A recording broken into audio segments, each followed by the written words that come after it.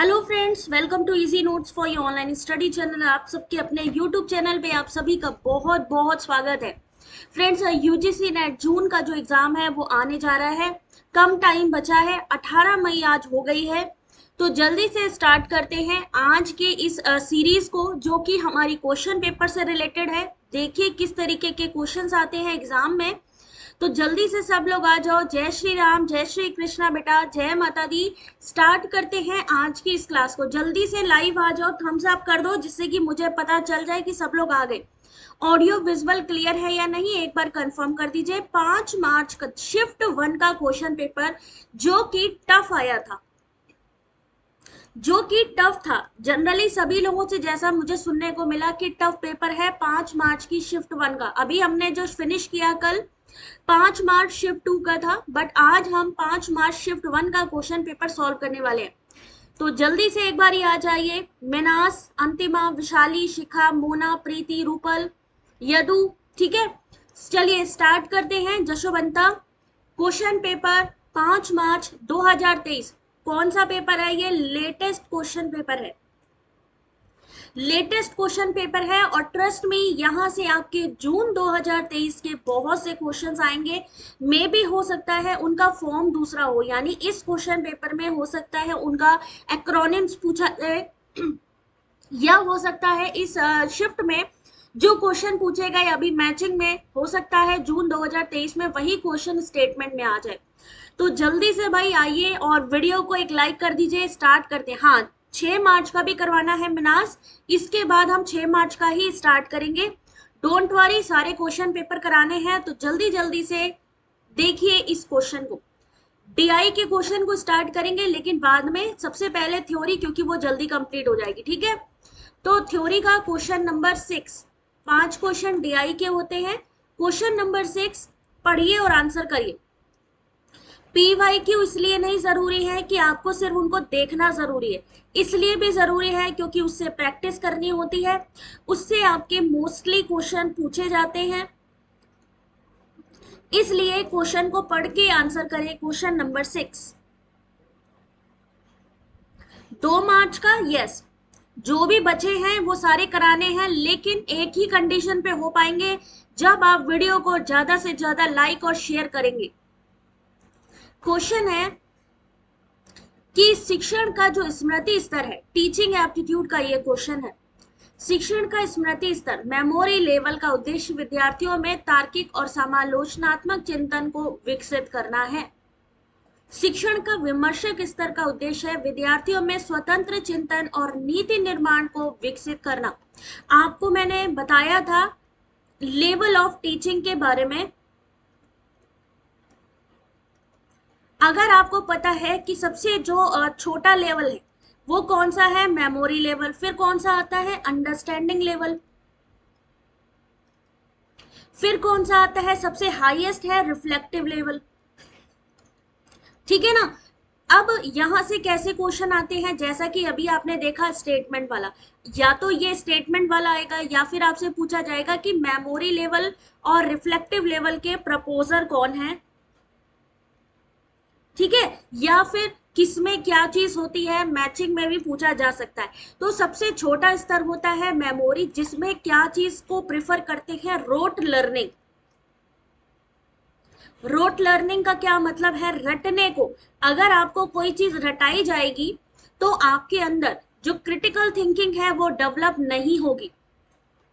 तो यहां पर जो पहला ऑप्शन है वो गलत है, जो पहला स्टेटमेंट है वो गलत है। लेकिन सबसे हाईएस्ट लेवल कौन सा है, रिफ्लेक्टिव लेवल।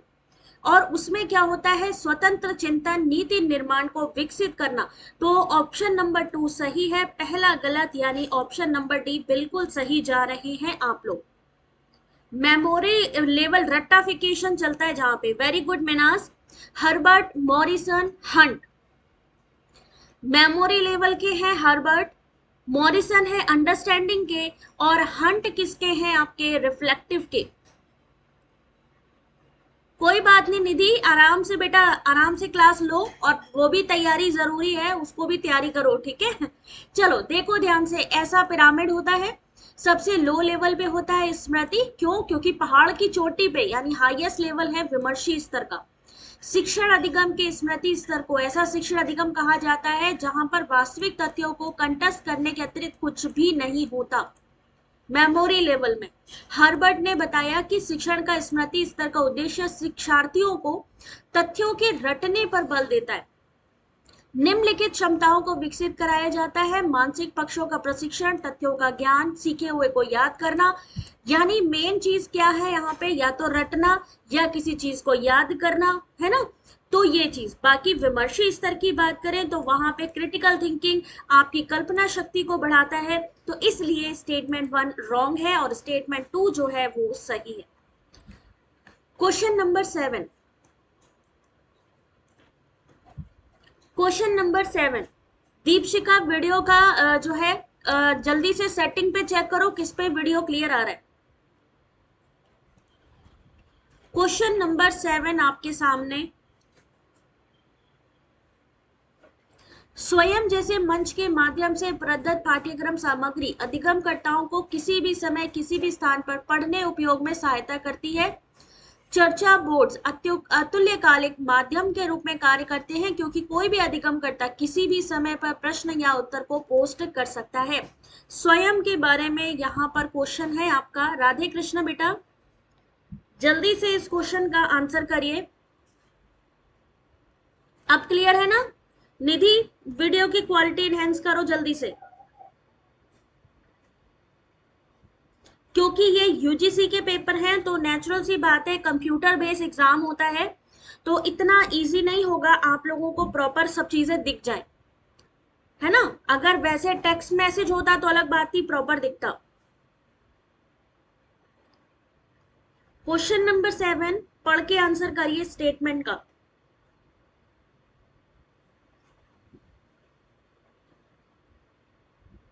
चलिए देखते हैं इस क्वेश्चन का सही आंसर। राधे कृष्णा बेटा, जुल्फिकर, आंसर देखो बेटा। क्वेश्चन नंबर 7 ऑप्शन नंबर 1 यानी कि ये दोनों ही कथन सही हैं। जल्दी से मुझे स्वयं का फुल फॉर्म बता दीजिए। स्वयं का फुल फॉर्म देखते हैं कितने लोगों को आता है।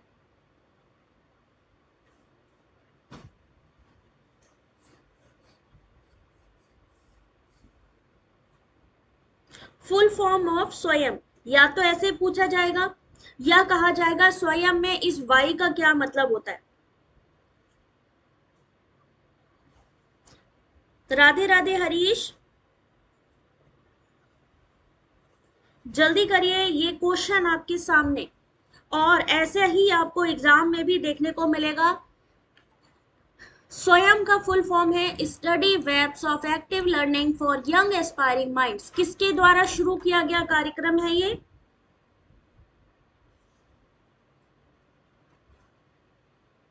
किसके द्वारा शुरू किया गया कार्यक्रम है ये? भारत सरकार के द्वारा। पूरा एक्सप्लेनेशन है यहाँ पे, बस पढ़ना आपका काम है।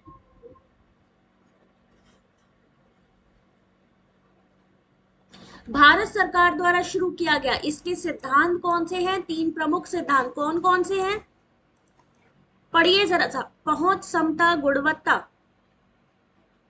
इसके प्रिंसिपल भी कभी कभी पूछे जाते हैं एग्जाम में।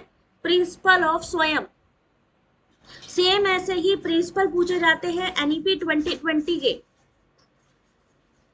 पहुंच, समता, गुणवत्ता प्राप्त करने के लिए स्वयं जैसे मंच के माध्यम से प्रदत्त पाठ्यक्रम सामग्री अधिगमकर्ताओं को कभी भी किसी भी समय उपयोग में मिलती है, क्योंकि ये क्या चीज है? ऑनलाइन कोर्सेस है।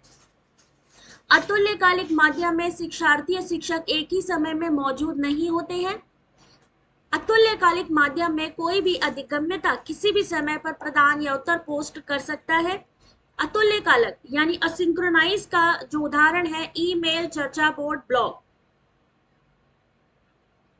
यहाँ पर दूसरा जो ऑप्शन था वो ये था कि चर्चा बोर्ड जो है वो क्या है? असिंक्रोनाइज है ना। असिंक्रोनाइज आपका माध्यम है, तो इसमें किसी भी समय पर उत्तरकर्ता या अधिगमकर्ता अपना प्रश्न या उत्तर पोस्ट कर सकता है। और उसी का उदाहरण ये है कि अतुल्यकालिक माध्यम में कोई भी अधिगमकर्ता किसी भी समय पर प्रदान या उत्तर पोस्ट कर सकता है, जैसे ईमेल, चर्चा बोर्ड, ब्लॉग। ठीक है, तो ये दोनों ऑप्शन यहां। क्वेश्चन नंबर 8,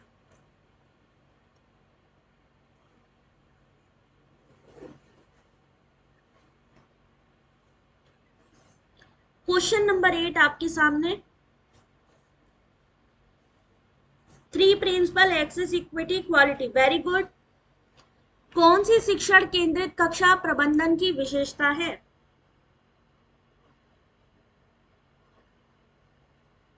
9 कोऑर्डिनेटर हैं और इस बार उन्हीं 9 कोऑर्डिनेटर में से क्वेश्चन डाला भी गया था कि कौन नॉन टेक्निकल यूनिवर्सिटीज को या नॉन टेक्निकल जो कंटेंट है उसको प्रोवाइड करता है।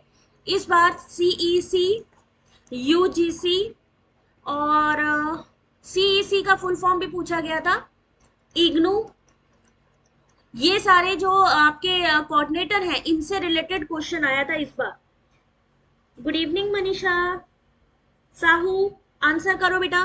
क्वेश्चन नंबर 8, कौन सी शिक्षण केंद्रित कक्षा प्रबंधन की विशेषता है, यानी टीचर सेंटर्ड। तो सही आंसर देखिए option number C, B and D only. अनुशासन स्वयं से, जहां स्वयं हो गया तो नेचुरल सी बात है वो रॉन्ग हो जाएगा क्योंकि वो लर्नर सेंटर्ड हो जाएगा। शिक्षक एकमात्र नेता होता है किसमें, टीचर जो सेंटर्ड क्लासरूम है। विद्यार्थी कक्षा के प्रचालनों के लिए सुगम करता है, ये भी नहीं क्योंकि वो भी आपका लर्नर सेंटर्ड है। विद्यार्थियों को सीमित उत्तरदायित्व की अनुमति देता है कौन, टीचर। कक्षा में बच्चों की भागीदारी कम होती है, शिक्षक का मेन रोल होता है। बच्चे आमतौर पर स्वयं से ही सीखते हैं। क्लासरूम की बैठक व्यवस्था पहले से ही तय होती है किसमें, टीचर सेंटर्ड। आप कहते हो ना कि टीचिंग एप्टीट्यूड से कैसे क्वेश्चन आते हैं, टीचर सेंटर्ड या फिर लर्नर सेंटर्ड। अभी जो स्वयं का क्वेश्चन था वो आपका लर्नर सेंटर्ड का क्वेश्चन था, ठीक है। क्वेश्चन नंबर 9, हरिओम, देखो बेटा आंसर करो क्वेश्चन नंबर 9 का। सुधीर आंसर करो। CSIR के लिए यशिका, आई थिंक थोड़ा सा इससे अलग पैटर्न होगा। मिथिलेश, वीडियो की देखो, जिसको भी प्रॉपर नहीं दिख रहा है वीडियो की सेटिंग पे जाएं। वीडियो की सेटिंग पे जा करके, ऐसा बना होता है ना सेटिंग का ऐसे करके, वहां पे जाके देखो किस क्वालिटी में आपका वीडियो अच्छा आ रहा है। क्योंकि याद रखिए ये सीबीटी मोड के क्वेश्चन पेपर है और इस वजह से इनका विजन इसी तरीके आएगा आपको। जब ये पीडीएफ मिलेगी तभी आपको प्रॉपर दिख पाएगा। सीईसी, वेरी गुड मेनास, consortium for education commission 1993, very good job बेटा।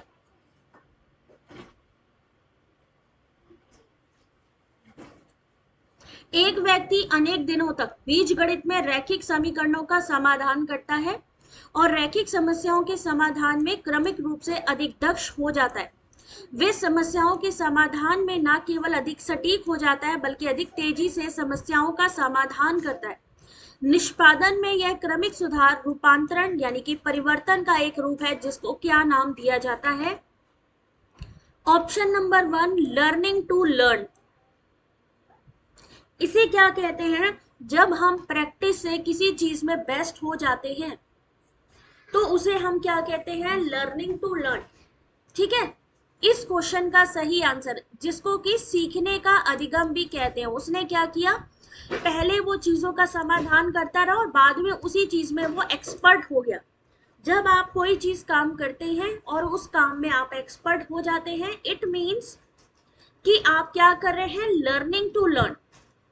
कैसे सीखना है किन चीजों को, आप लर्निंग टू लर्न करते हैं, ठीक है। क्वेश्चन नंबर 10, निम्नलिखित में से कौन सा कथन शिक्षण की व्याख्यान पद्धति का वर्णन सर्वोत्तम ढंग से करता है। वेरी गुड दीपशिका, जो भी क्वेश्चन यहाँ पे करे जाएं आप लोग उसका आंसर जरूर दें क्योंकि वो आप ही लोगों के लिए बेनिफिशियल होगा। अब जरा एक बारी मुझे आप लोग का चेक करना है कितने लोग एक्टिव हैं, तो जरा मुझे बताइए ये कौन सी डेट का क्वेश्चन पेपर आप लोग सॉल्व कर रहे हैं, कौन सी डेट का क्वेश्चन पेपर सॉल्व कर रहे हैं आप लोग।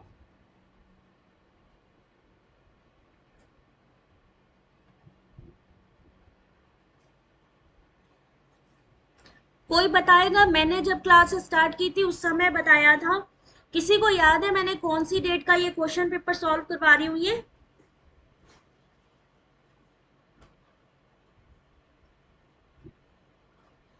याद रखिए, हो सकता है मैं सबके कमेंट का जवाब ना दे पाऊं, लेकिन सबके कमेंट मुझे जरूर दिखते हैं। 5 मार्च। शिफ्ट कौन सी है 5 मार्च की है? शिफ्ट बताओ बेटा। 5 मार्च नहीं गीता, सेकंड शिफ्ट करवा चुकी हूं मैं। 5 मार्च 2023 सेकेंड शिफ्ट ऑलरेडी मैं करवा चुकी हूं। कल फिनिश किया था क्लास। आज चल रही है first shift. First shift. Radhe Radhe Archana. ठीक है, तो इसलिए अब आप समझो, कोई बात नहीं कोमल, ठीक है। इसलिए समझो इसकी इंपॉर्टेंस कि ये जो क्वेश्चन आप देख रहे हैं, यू आर वेरी लकी जैसे क्वेश्चन आप देख रहे हैं, क्योंकि किसी भी चैनल पे ये क्वेश्चन आपको देखने को नहीं मिलेंगे। इवन यूजीसी नेट की साइट पर भी ये क्वेश्चन पेपर नहीं है। यानी अगर आप चाहते हो कि फरवरी मार्च का क्वेश्चन पेपर देखना कि कैसा पेपर आया है, तो आपको सिर्फ हमारे चैनल पर ही ये मिलेगा देखने के लिए, साथ ही इसकी पीडीएफ भी मिलेगी। तो जल्दी से भाई शेयर कर दीजिए वीडियो को अपने सारे फ्रेंड्स को अपने ग्रुप में, और लाइक तो जरूर करना है, ठीक है। फर्स्ट शिफ्ट का पेपर है। चलिए क्वेश्चन पे चलते हैं। निम्नलिखित में से कौन सा कथन शिक्षण की व्याख्यान पद्धति का वर्णन सर्वोत्तम ढंग से करता है? Question number 10, option number B.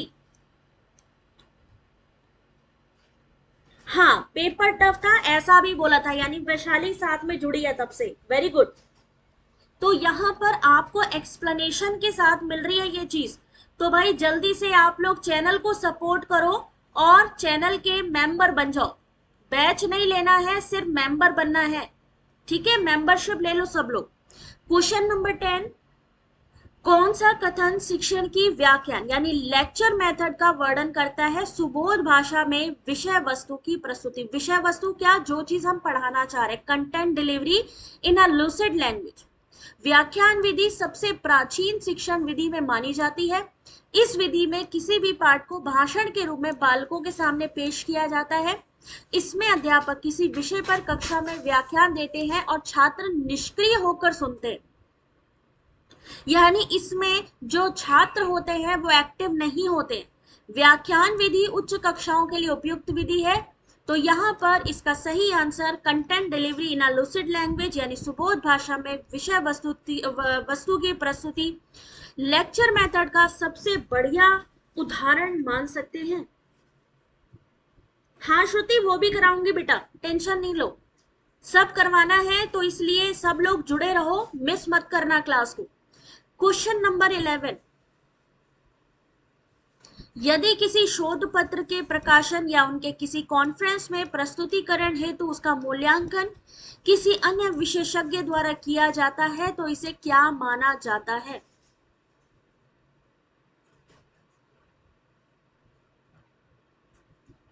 Hindi में सेकेंड शिफ्ट में, फर्स्ट पेपर इंग्लिश में था, ऐसे कैसे? तुमने, इसका मतलब है लैंग्वेज गलत चूज करी। यहाँ पर आपको ध्यान रखना है, मीडियम ऑफ लैंग्वेज आपको बहुत सोच समझ के सिलेक्ट करनी है। किस लिए? क्योंकि यहाँ पर आपका मान लीजिए हिंदी सब्जेक्ट है, जो सब्जेक्ट है वो तो हिंदी में ही आएगा। लेकिन अगर आपने इंग्लिश चूज किया है तो पेपर 1 आपको इंग्लिश में दिखाई देगा। तो अगर आप चाहते हो कि इंग्लिश हिंदी दोनों दिखाई दे, then you have to choose only Hindi language, ठीक है।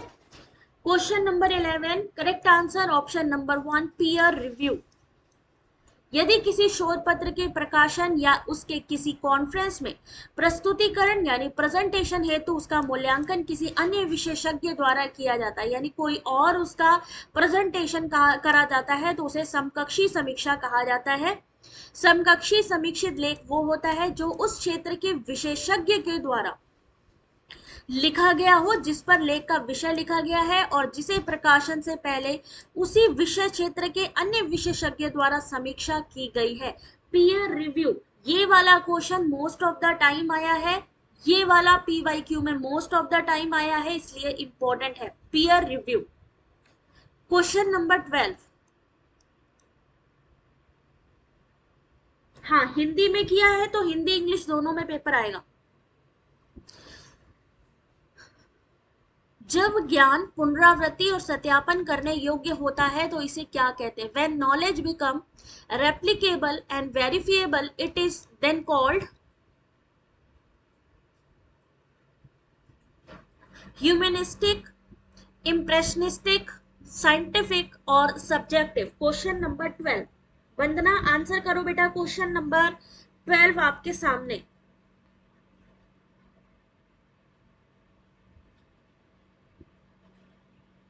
अल्पिका क्वेश्चन नंबर 12, मृणाली ने सी दिया है, देखते हैं सी सही है कि नहीं। बिल्कुल सही है। जब हम ज्ञान की पुनरावृत्ति सत्यापन करने योग्य होता है तो इसे हम कहते हैं वैज्ञानिक यानी कि साइंटिफिक। किसी प्रक्रिया को बार बार दोहराना क्या कहलाता है? पुनरावृत्ति यानी रेप्लिकेबल। यह कार्य किसी लक्ष्य परिणाम की प्राप्ति के लिए हो सकता है। पुनरावृत्ति का प्रयोग विभिन्न क्षेत्रों में होता है। सत्यापन का शाब्दिक अर्थ है सत्य को प्रमाणित करना यानी किसी चीज को वेरीफाई करना। ये मूल्यांकन करने के लिए किया जाता है कोई उत्पाद, सेवा या सिस्टम विकास चरण की शुरुआत में लाए गए नियम, विनिर्देशों या शर्तों का अनुपालन कर रहा है या नहीं। तो साइंटिफिक इसका correct answer. Very good job. Question number 13। निम्नलिखित में से सफल साक्षात्कार के क्या मानदंड हैं? Which of the following are the criteria of a successful interviewer?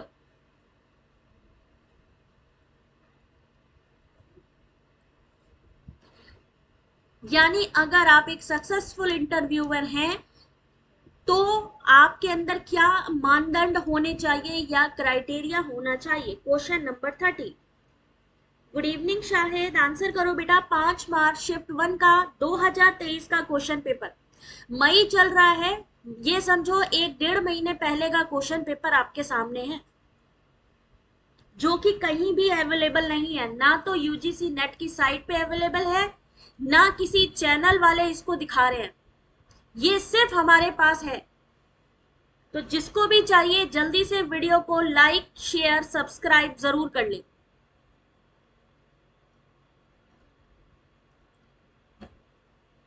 Answer देखिए question number 13, option number 1 ABCD। यानी जो सफल साक्षात्कार है, यानी अगर हम सक्सेसफुल इंटरव्यूअर की बात करें, उसे कैसा होना चाहिए? एथिकल होना चाहिए, ओपन माइंडेड होना चाहिए, जेंटल एंड सेंसिटिव होना चाहिए, बैलेंस्ड होना चाहिए। अपनी टिप्पणियों में हठी और कठोर ये नेगेटिव स्टेटमेंट नहीं आना चाहिए। एक अच्छे और सफल साक्षात्कार के लिए साक्षात्कारकर्ता को अपने साक्षात्कार के विषय, साक्षात्कार किए जाने वाले व्यक्ति के बारे में भी पर्याप्त जानकारी होनी चाहिए। Question number 14। 5 मार्च 2023 शिफ्ट 1 का क्वेश्चन जो एग्जाम में आया था, पेपर 1। क्वेश्चन नंबर 14 आंसर करिए। हाँ बेटा, डेली होती है Tarannum. Thank you Ashu. NK Roshni, देखते हैं कौन इस क्वेश्चन का सही आंसर करता है। कौन सी शोध की नीतिगत समस्याएं हैं? Ethical problems in research. Question number 14। कोई बात नहीं रोशनी, संगीता आंसर करो। शोध की नीतिगत समस्याएं, रिसर्च एथिक्स है ये question, unit 2 research ethics. Karate गुरु और मलाया ने बोला है ऑप्शन नंबर 1। बिल्कुल सही है आप लोग, ऑप्शन नंबर 1 सही है, यानी कि साहित्यिक चोरी। ऑप्शन नंबर बी बल प्रयोग और ऑप्शन नंबर सी गोपनीयता भंग करना। यानी कि अगर आप किसी का मान लीजिए कंटेंट चुराते हैं, बल प्रयोग करते हैं, या फिर ब्रीच ऑफ कॉन्फिडेंशियल यानी कोई कॉन्फिडेंशियल चीज को लीक करते हैं, तो आप शोध की नीतिगत यानी एथिकल प्रॉब्लम को फेस करते हैं। Correct answer option number 1। Very good. आचार क्या होता है कि किस तरीके का आप बिहेव करते हो, किस जो नॉर्म्स है आप उसको फॉलो करते हैं या नहीं। भाई हर एक चीज के नॉर्म्स होते हैं ना, कोई भी चीज आप ओपन करते हैं कुछ शर्तें होती हैं, कि देखिए आपको इन इन चीजों को फॉलो करना है। अगर आप उन चीजों को, टर्म्स एंड कंडीशन को फॉलो नहीं करते हैं, इट मीन्स कि आप क्या कर रहे हैं, एथिक्स को फॉलो नहीं कर रहे। इसलिए रिसर्च में सबसे इंपॉर्टेंट है क्रेडिट देना। अगर आप किसी का कंटेंट यूज भी कर रहे हैं, देन आपको क्रेडिट देना होगा उसके लिए, उस चीज को। क्वेश्चन नंबर 15,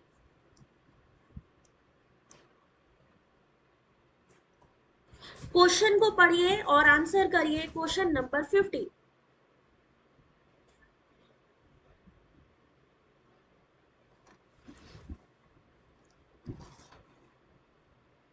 आचारिक मतलब सही आचरण करने वाला आपका व्यवहार। Very good. आप लोग भी जो उसके बारे में, उस कंटेंट, उस टॉपिक के बारे में जानते हैं, अपने अपने ओपिनियन जरूर दिया करिए कि यहाँ पर इसके बारे में हमें ये भी पता है। जैसे अगर ओपन एंडेड जानते हैं या क्लोज एंडेड जानते हैं, तो आपको वो चीज एक्सप्लेनेशन अपने कमेंट सेक्शन पे जरूर लिखना है।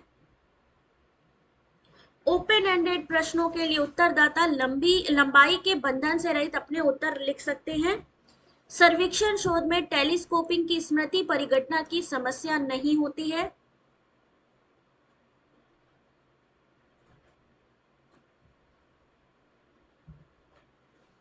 सही आंसर देखिए ऑप्शन नंबर सी, यानी जो पहला कथन है वो सही है और जो दूसरा कथन है वो गलत है कि सर्वेक्षण शोध में टेलीस्कोपिंग स्कोपिंग की स्मृति परिघटना की समस्या नहीं। जहां पर भी निगेटिव कंटेंट हो उसे तो तुरंत ही आपको हटा देना है।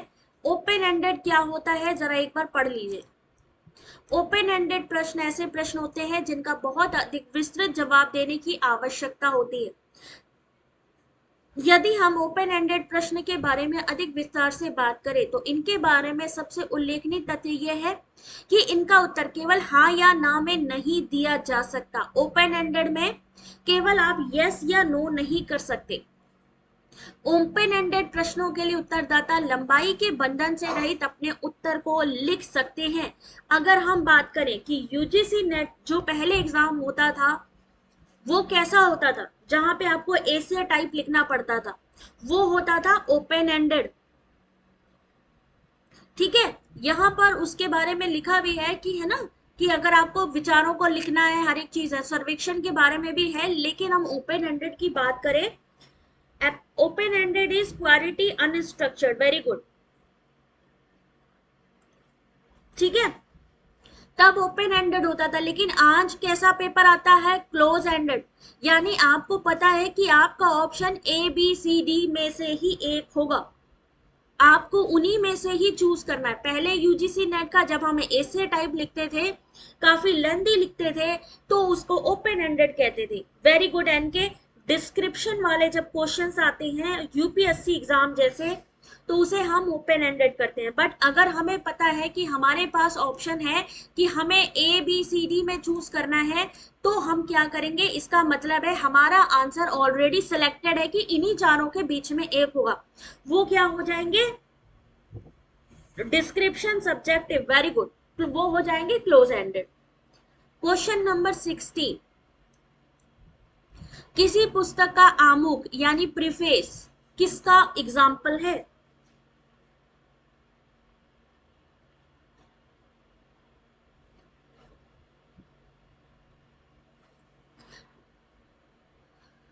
अब देखिए कम्युनिकेशन कितने प्रकार का दिख रहा है यहाँ पे। Convoluted communication, ritualistic communication, informal के बारे में आप जानते ही हैं।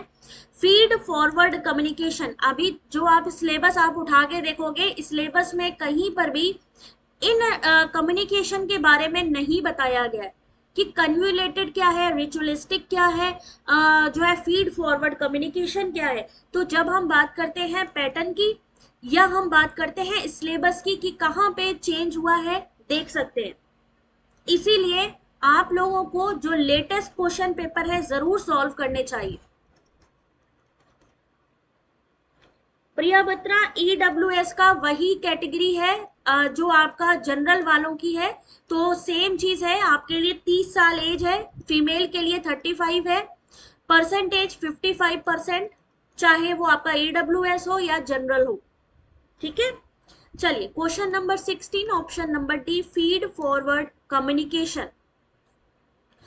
आमुख से तात्पर्य, प्रीफेस से तात्पर्य क्या चीज है? किसी फीचर लेखन के सबसे पहले पैराग्राफ, अर्थात किसी फीचर लेखन में जो परिचय दिया होता है, जो इंट्रोडक्शन दिया होता है, उसे हम क्या कहते हैं? आमुख। किसी पुस्तक का आमुख पुष्टि अग्रसारी संप्रेषण का उदाहरण है। अग्रसारी क्या है?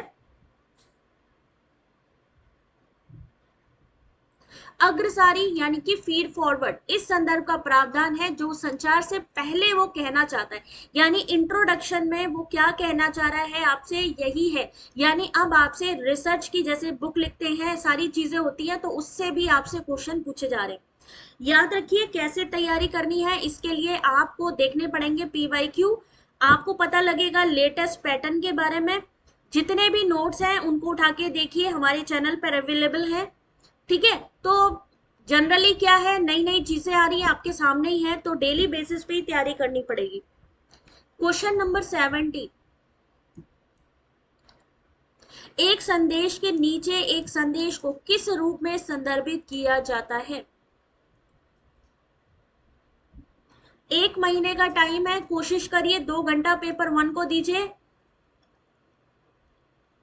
2 घंटे आपको देने पड़ेंगे पेपर 2 को, क्योंकि पेपर 2 ऐसा है जो आप अपने पीजी में पढ़ रहे हो, तो मेरे ख्याल से वो सब्जेक्टिव है, तो उसको जरा आराम से पढ़ लोगे, उसी में से ही आएगा। बट पेपर 1 क्या है, ऑलराउंडर है, कहीं से भी पूछा जा सकता है। राधे राधे गौरी। क्वेश्चन नंबर बेटा 17, a message banner, a message is often refer to as, देखते हैं कितने लोगों का सही होता है। Option number D, subtext यानी उपपाठ। Very good Priyanka, karate guru. Alpika, Vishali, very good job Gauri. Subtext यानी उपवाक्य एक रचनात्मक कार्य की कोई भी सामग्री है जिसे पात्रों या लेखक द्वारा स्पष्ट रूप से घोषित नहीं किया जाता है। यह पाठक को पठन पाठ के बारे में जानकारी प्रदान करती है। क्वेश्चन नंबर 18,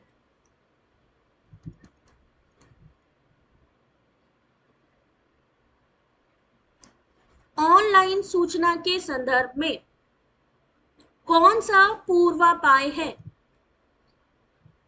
मतलब जब आप किसी को ऑनलाइन इंफॉर्मेशन दे रहे हैं तो आपको कौन सी प्रिकॉशन नेसेसरी है? Question number 18। प्रणाम कराटे गुरु बेटा, खुश रहो। आंसर करो बेटा इस क्वेश्चन का। देख रहे हो लेंथ, यानी 4 ऑप्शन यहाँ, 5 ऑप्शन यहाँ है, 4 ऑप्शन यहाँ है, यानी एक क्वेश्चन के हैं 9 ऑप्शंस। एक क्वेश्चन है, तो सोचिए उसको पढ़ने में कितना टाइम लगेगा जब इस तरीके के कोड वाले क्वेश्चन होंगे। और ऐसे क्वेश्चन सबसे ज्यादा एग्जाम में पूछे जा रहे हैं। दोनों पेपर में कम से कम 40% होना चाहिए, बोथ पेपर में कम से कम 40% क्वालिफाई होना चाहिए। बट जो मेरिट बनती है 70+ वालों की बनती है, याद रखिएगा। Question number 18, option number C, यानी कि ऑप्शन नंबर सी, डी और ई। ऑनलाइन सूचना प्रणाली या वेब आधारित सूचना प्रणाली एक ऐसी सूचना प्रणाली है जो उपयोगकर्ता या अन्य सूचना प्रणालियों को सूचना और सेवाएं प्रदान करने के लिए इंटरनेट वेब प्रौद्योगिकियों का उपयोग करती है, जिसमें कि संबंधित वेबसाइट के होम पेज या अबाउट अस पर जांच करा जा सकता है। तिथि के बिना सूचना पर विश्वास नहीं करना है।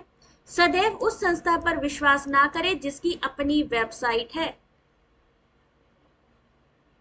इस क्वेश्चन का सही answer option number C. Question number 19,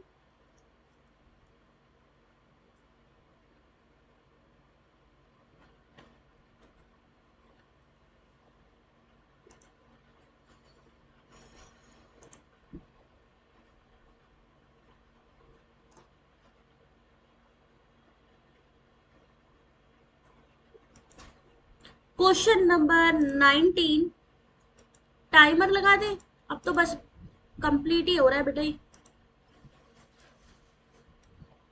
answer करो question number 19। In the transmission model of communication, the emphasis is not on the process of communicating. On the other hand, the symbolic model does not focus on the process of exchange of information.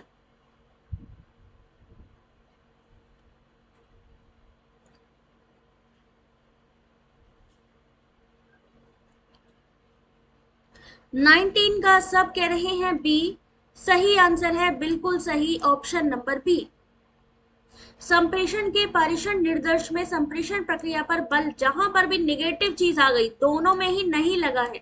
हमेशा जो statement positive होते हैं वो सही होते हैं, जो negative है वो गलत है, तो दोनों ही गलत है। संप्रेषण एक ऐसी प्रक्रिया है कम्युनिकेशन जहां पे विचारों यानी इंफॉर्मेशन का एक्सचेंज होता है, दोनों पक्षों में नॉलेज बढ़ती है। संप्रेषण के पारेषण निर्देश में संप्रेषण की प्रक्रिया पर बल दिया जाता है, जबकि प्रतीकात्मक निर्देश सूचना के आदान प्रदान की प्रक्रिया पर ध्यान केंद्रित करता है। ये दोनों ही गलत है। ऑप्शन नंबर क्या होगा स्टेटमेंट, ये दोनों सही है। ठीक है, क्वेश्चन नंबर 20।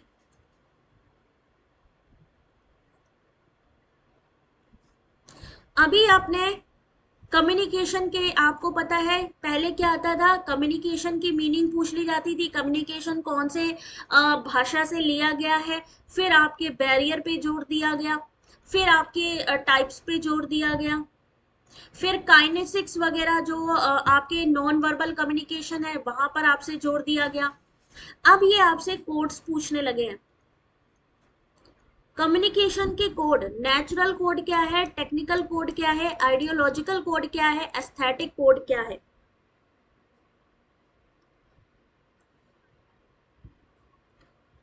यहाँ पे नए नई चीजें आ रही हैं, तो कुछ चीजें तो आपके सिलेबस में है ही नहीं जो इसमें दिखा रही है। कोड के बारे में आपके कम्युनिकेशन का जो सिलेबस है वो अपडेटेड ही नहीं है, ये नए क्वेश्चंस है। कम्युनिकेशन कोड से क्वेश्चन आ जाएगा दोबारा भी। क्वेश्चन नंबर 20 करेक्ट आंसर है ऑप्शन नंबर सी, यानी कि नैसर्गिक जो संहिता है या नेचुरल कोड है, reflects the socio culture world, यानी सामाजिक सांस्कृतिक विश्व को परिलक्षित करती है। Technical code, operational mode of media. Ideological code क्या हो गया आपका, रिफ्लेक्शन ऑफ मास और कलेक्टिव परसेप्शंस।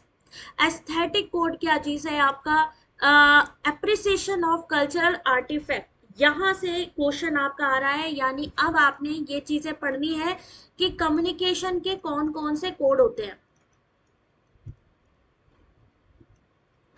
कम्युनिकेशन के कौन कौन से कोड होते हैं ये चीजें आपने पढ़नी है। तो क्या लगता है क्वेश्चन पेपर कंप्लीट हो गया?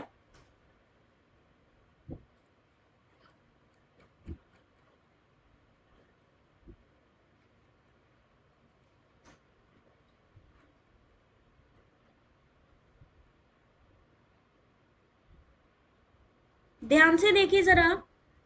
मीना, आवाज कैसे नहीं आ रही बेटा? सबको आ रही है कि नहीं आ रही है? एक बार थम्स अप करो, ऐसा देखो कि आवाज ऐसा बंद तो नहीं है क्या। ये क्वेश्चन आया था डेटा इंटरप्रिटेशन का आपका 5 मार्च 2023 शिफ्ट 1 में।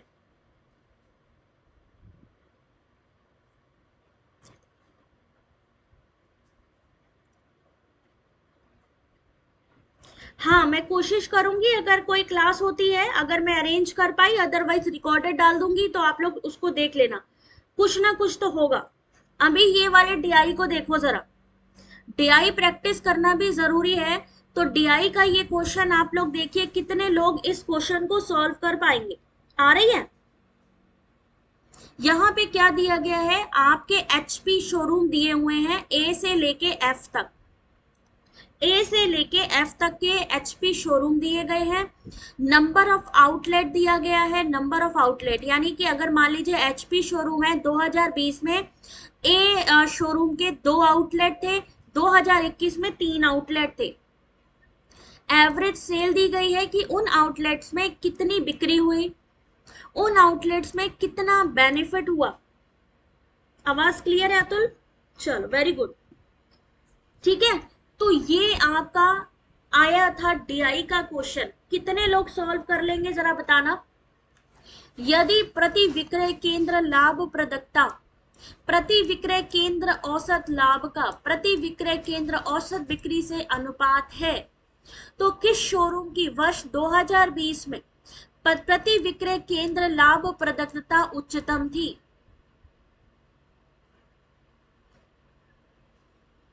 मीना, मेरी आवाज तुम्हारे फोन में क्यों नहीं आ रही भाई? नसरीन को तो मेरी आ रही है आवाज। कभी कभी जो यूट्यूब है ना, यूट्यूब का जो वीडियो होता है वहां पर भी ऑप्शन होता है आवाज बंद होने वाला। देखो कहीं यूट्यूब की वीडियो में तो नहीं आपने जो है टिक कर दिया है। कौन कर लेगा ये वाले डीआई को सॉल्व, जरा हाथ उठाना। पहला क्वेश्चन है आपके सामने, कौन सॉल्व करके दे सकता है इसका आंसर?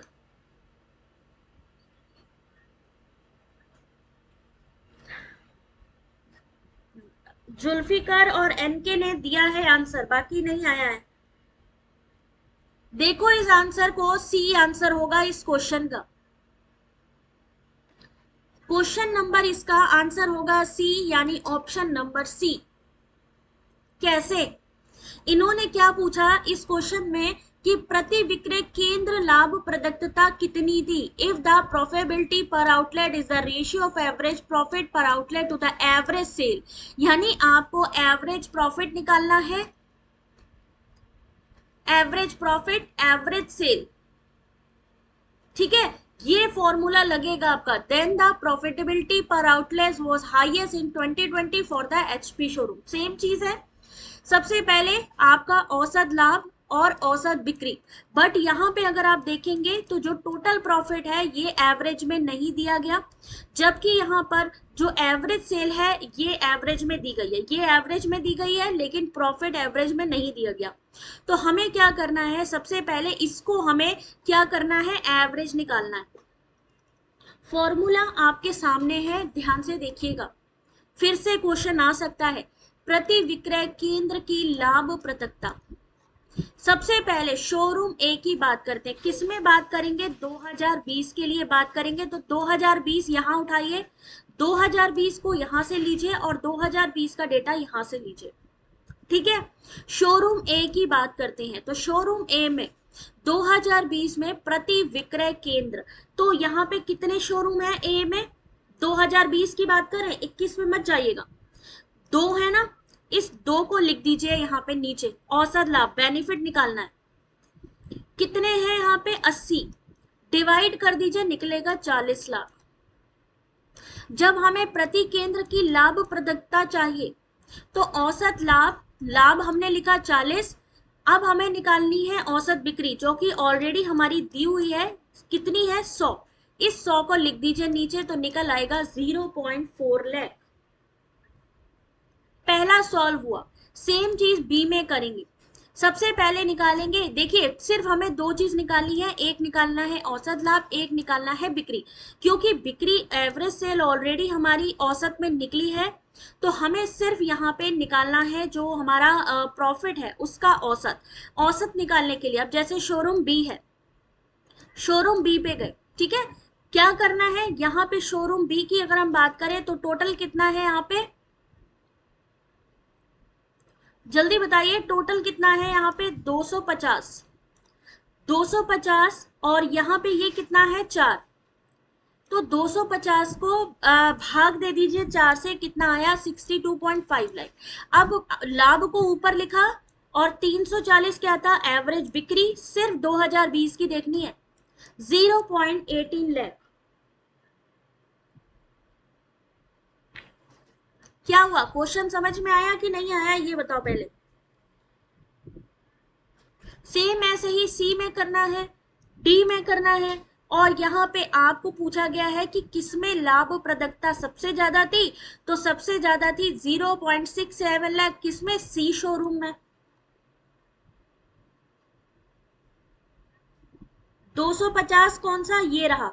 ये जब आप प्रॉफिट देखो, यहाँ पे सिर्फ दो गेम है, एक है अगर आप अपना जो है एवरेज प्रॉफिट निकाल लीजिए, एवरेज सेल्स निकाल लीजिए, क्योंकि एवरेज सेल ऑलरेडी दी गई है इस वाले कॉलम पे, तो आपको एवरेज प्रॉफिट निकालना है। एवरेज प्रॉफिट निकालने के लिए, क्योंकि इन्होंने सिर्फ 2020 की बात करी है, तो अगर हम ए का निकालेंगे तो जो आउटलेट है उससे भाग दे दीजिए, यानी 2 आउटलेट है तो 80 से भाग देंगे 40, यानी उसका प्रॉफिट हुआ 40 लाख। अब एवरेज जो हमारा प्रॉफिट निकला उसको ऊपर लिखिए, नीचे जो एवरेज सेल है उसको लिख दीजिए, डिवाइड कर दीजिए 0.4 लाख। सेम ऐसे ही निकालते जाएंगे, तो लास्ट में आपको सिर्फ ये बताना है कि किसमें प्रॉफिट सबसे ज्यादा था। अभी किसको समझ में नहीं आया ये वाला क्वेश्चन?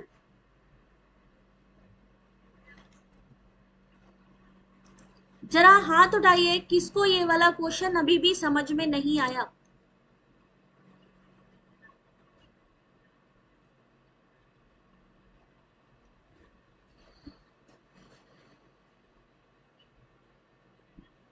श्रुति, यही तो करते हैं ये लोग। ये तुम लोगों को क्या करते, देखो ये लिखने की जरूरत ही नहीं थी, इसकी भी जरूरत नहीं थी, इसकी भी जरूरत नहीं थी।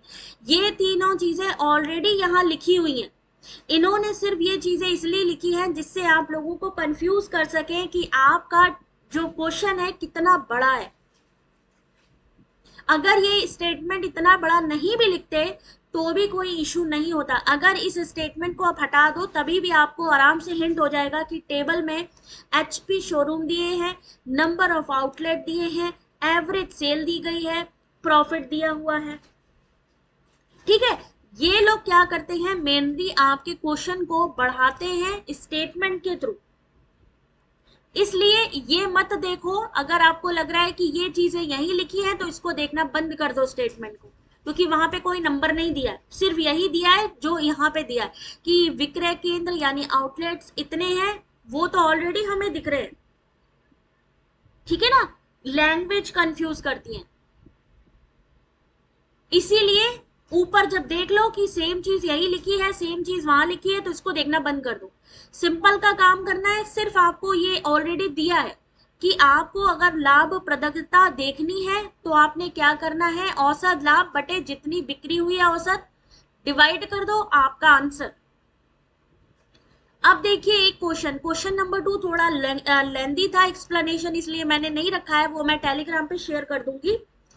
अभी क्वेश्चन नंबर 3 देखिए, दिए गए शोरूम के सभी विक्रय केंद्र हेतु यदि कुल लाभ कुल बिक्री से कुल निवेश को घटाने के बाद प्राप्त राशि के बराबर है तो 2020 में एचपी शोरूम एफ का कुल निवेश कितना था? 2020 में शोरूम एफ, यानी सबसे नीचे आ जाओ,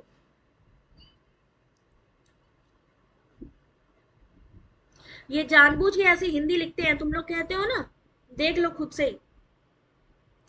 सोनम देखो बेटा ये question, for all the outlet of a given showroom, if the total profit is equal to the total sale minus the total investment, then the total investment of the HP showroom F in the year 2020 was। किसको लग रहा था ये question paper easy है? किसको लग रहा है कि ये इजी है? किसको लग रहा है कि ये मॉडरेट है? और किसको लग रहा है कि ये टफ है? और अभी भी जो लोग पेपर को नहीं देख रहे हैं, सोचिए बाद में अगर यही क्वेश्चन उनके पेपर में आ गया तो क्या होगा उनका।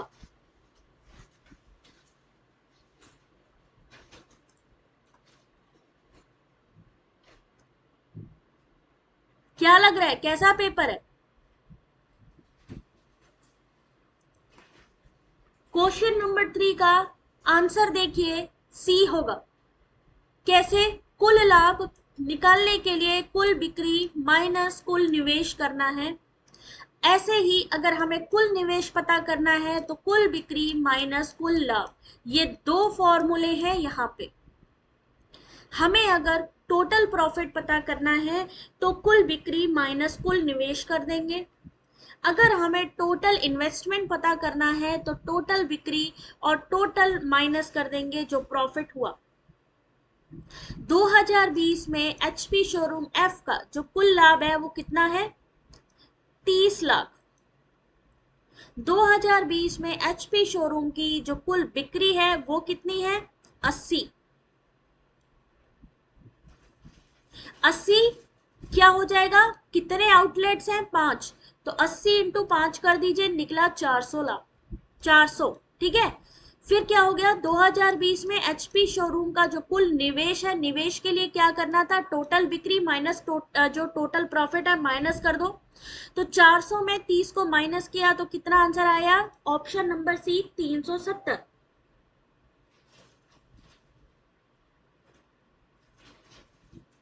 डीआई टफ है, और ये डीआई अगर आपको ये सोचो, यहाँ पे तो फॉर्मूला पता है कि अगर आपको टोटल प्रॉफिट निकालना है या टोटल इन्वेस्टमेंट निकालना है, ये चीज भी लिखी है। अगर आपको बेसिक मैथ आता है तो आराम से कर लोगे, लेकिन विदाउट प्रैक्टिस बहुत मुश्किल है।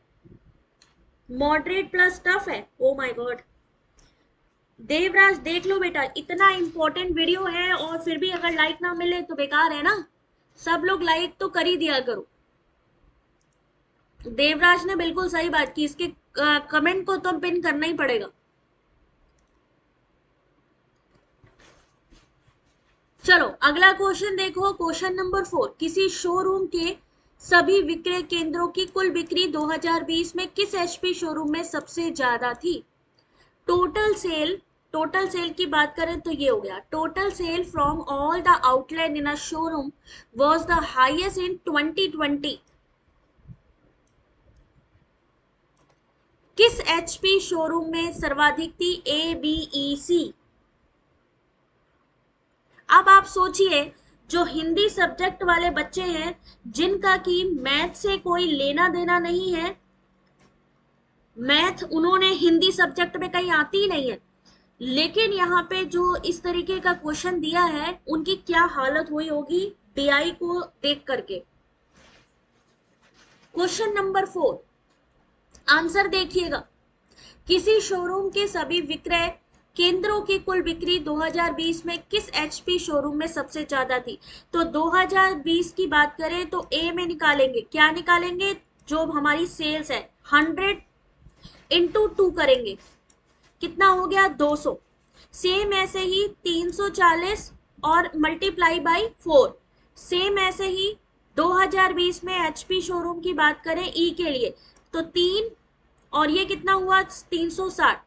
एफ के लिए निकालेंगे 80, एफ के लिए कि सी के लिए, रुको रुको रुको, सी के लिए, तो सी के लिए निकालेंगे कितना हो जाएगा 1 और 120।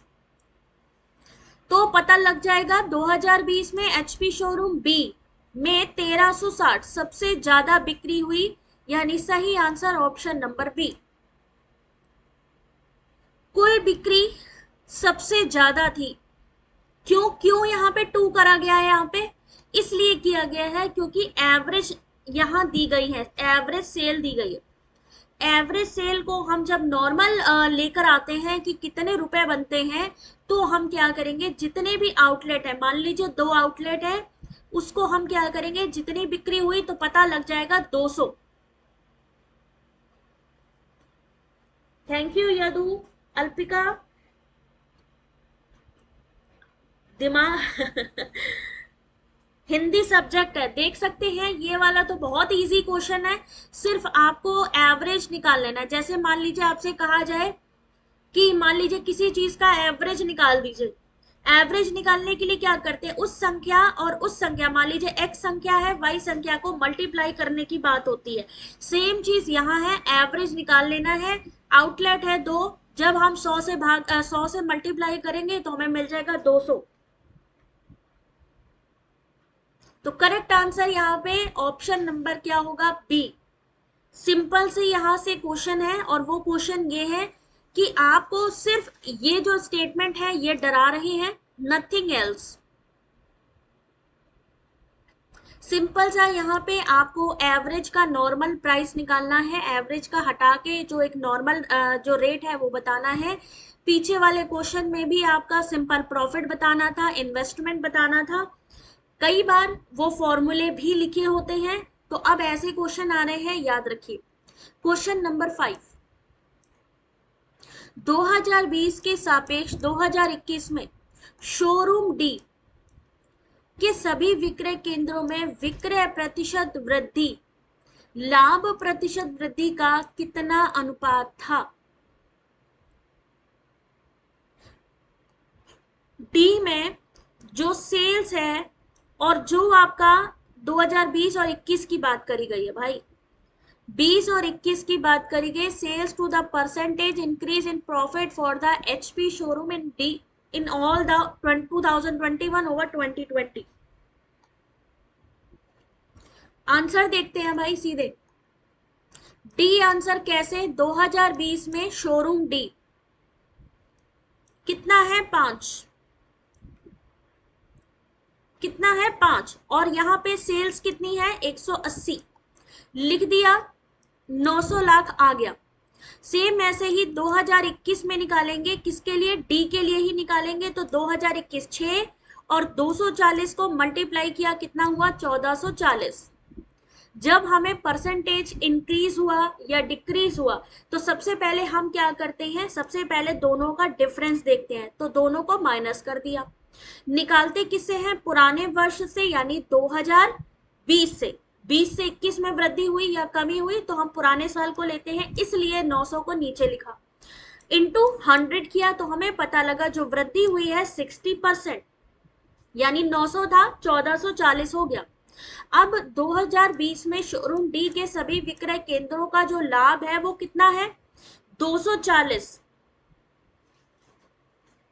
2021 में शोरूम डी के सभी विक्रय केंद्रों का जो लाभ है वो कितना है? 360।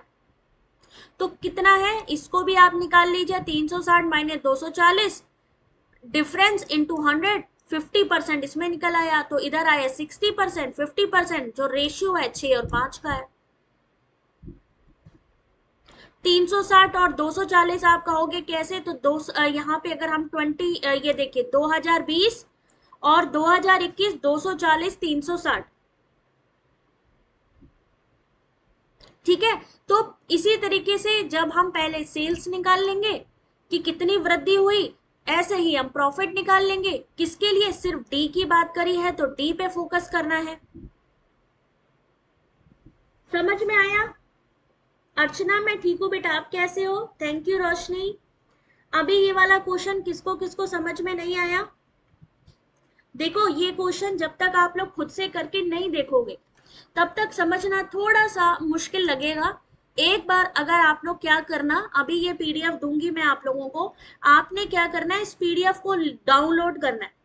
डाउनलोड करने के बाद इन क्वेश्चंस को फिर से देखना कि कैसे मैम ने सॉल्व किया था। कोशिश करना सॉल्व करने की। नहीं समझ में आए तो एक्सप्लेनेशन दिए हैं, आराम से एक्सप्लेनेशन को पढ़ के सॉल्व करना। तो मेरे ख्याल से कोई दिक्कत नहीं आने वाली। उसके बाद तो डीआई आ गई थी भाई, ये डीआई के बाद थ्योरी जो मैंने आप लोग को करवाई दी है। आज कितने क्वेश्चन करवा दिए मैंने?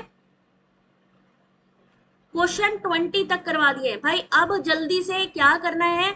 चैनल के मेंबर्स बन जाइए अगर आप चाहते हो कि सारे बेनिफिट, सारी पीडीएफ आप लोगों को मिलती रहे। और thanks to all channel member जिन्होंने ज्वाइन किया है हमारे चैनल को एज अ मेंबर। आप लोग भी करिए ज्वाइन बटन के साथ में, ठीक है। और चैनल को सब्सक्राइब करना बिल्कुल मत भूलिए। आपसे मिलेंगे नेक्स्ट क्लास में, तब तक के लिए वीडियो को लाइक शेयर करना है और यार फीडबैक देना तो भूलना ही नहीं है। फीडबैक नहीं दोगे तो कैसे चलेगा? क्यों? क्योंकि भैया क्लास है, ये इतनी सारी क्लासेस आपके सामने, 5 मार्च शिफ्ट 2 5, ये अभी चेंज करना है, शिफ्ट 1 करना है इसको, ठीक है। कम्युनिकेशन, कितनी सारी चीजें हैं जो आपको फ्री मिल रही हैं। संगीता करके देखना बेटा, तब आएगा।